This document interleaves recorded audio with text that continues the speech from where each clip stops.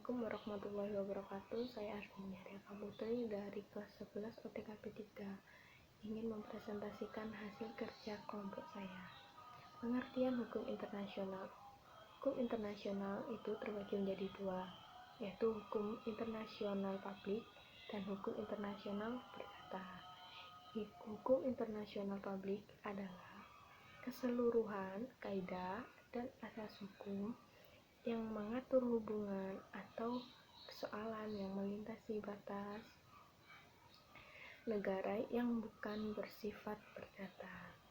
Sedangkan hukum internasional perdata adalah keseluruhan kaidah atas dan asas hukum yang mengatur hubungan perdata yang melintasi batas negara dengan perlintasan atau perkataan lain, hukum yang mengatur hubungan hukum perdata antara para pelaku hukum yang masing-masing tunduk pada hukum perdata yang berbeda.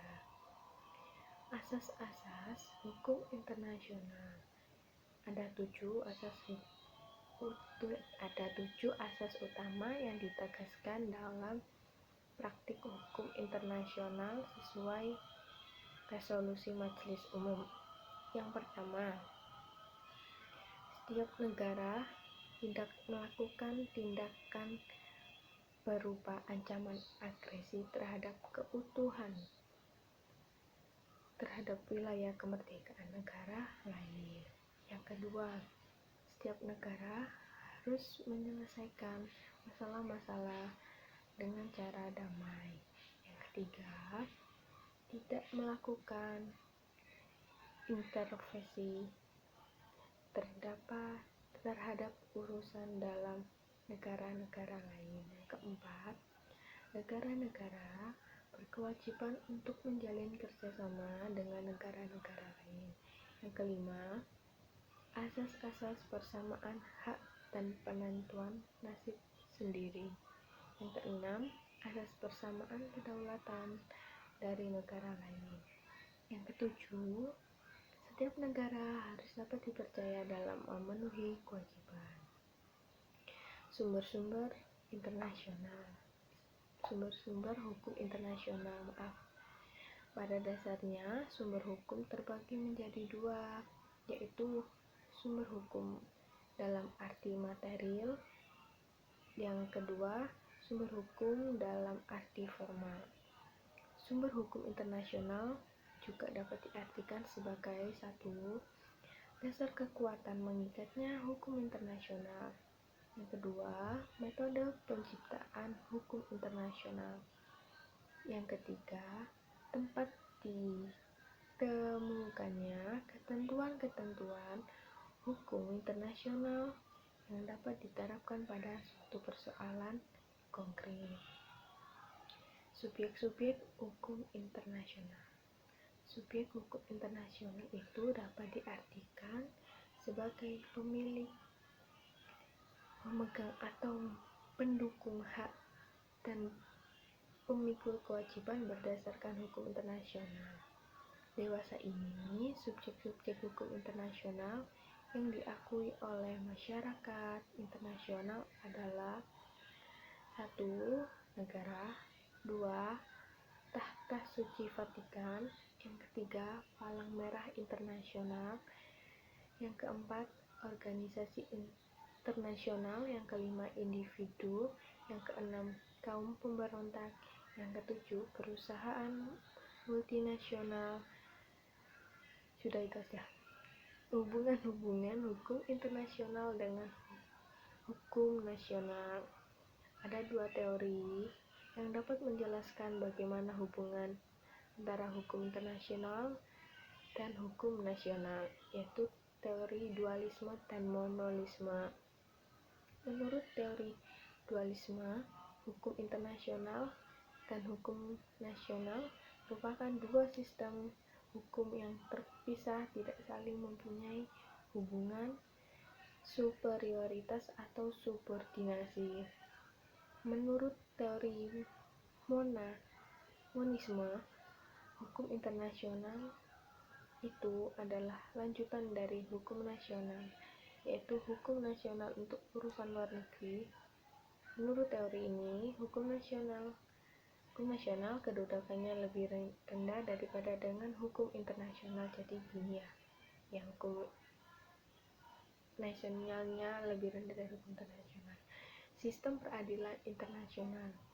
Sistem peradilan nasional itu sistem katanya dengan peradilan internasional, yaitu unsur-unsur atau komponen-komponen lembaga pengadilan internasional yang secara teratur saling berkaitan sehingga membentuk atau kesatuan dalam mencapai keadilan internasional.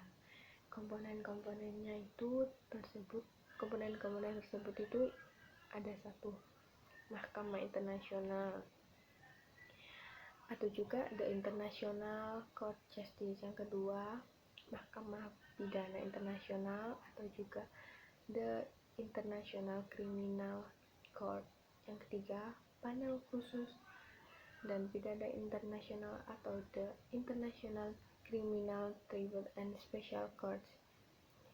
Penyebab dan penyelesaian sengketa internasional secara damai. A. Penyebab sengketa. Sebab terjadi sengketa itu juga banyak ya. Satu, antara lainnya salah satu pihak tidak memenuhi kewajiban dalam perjanjian internasional. Yang kedua, perbedaan penafsiran mengenai isi perjanjian internasional. Jadi kalau ada yang perbedaan pendapat itu pasti ada masalah. B. Penyelesaian sengketa internasional secara damai. Penyelesaian sengketa secara damai dibedakan menjadi satu, penyelesaian melalui pengadilan dan di luar pengadilan. Yang penyelesaian melalui pengadilan dapat ditempuh melalui satu, arbitrase internasional. Yang kedua, kalau penyelesaiannya secara paksa atau kekerasan itu bisa juga perang, tindakan bersenjata, terorasi, blokade, begitu ya, intervensi dan lain-lain. Lanjut, penyelesaian sengketa internasional melalui MI. Ada 5 aturan yang menjadi dasar dan rujukan proses persidangan MI. Yang pertama, Piagam PBB di tahun 1945. Yang kedua, Statuta MI di tahun 1945 juga. Yang ketiga, aturan mahkamah atau Rules of the Court di tahun 1970. Yang keempat, panduan praktik atau Practice Direction. Dan yang terakhir atau yang kelima, resolusi tentang praktik judicial internal mahkamah atau resolution concerning the internal judicial practice of the court.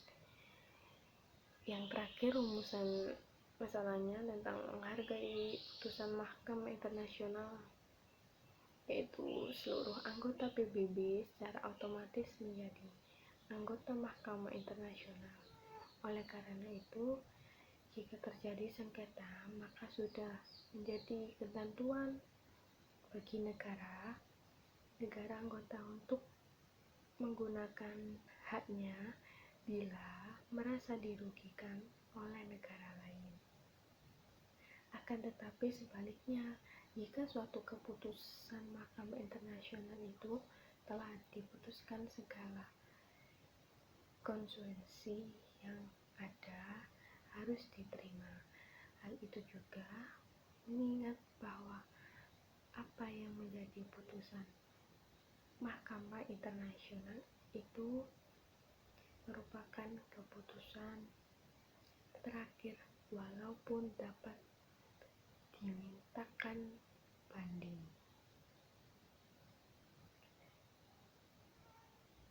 Demikian presentasi saya. Jika ada kata atau ucapan yang salah atau keliru atau yang berbelit-belit, saya meminta maaf sebesar-besarnya. Wassalamualaikum warahmatullahi wabarakatuh.